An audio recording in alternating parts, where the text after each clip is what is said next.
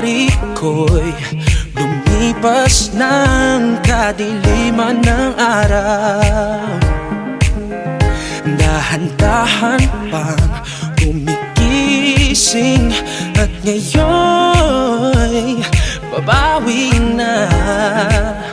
Muntik na nasanay ako sa aking pag-iisa,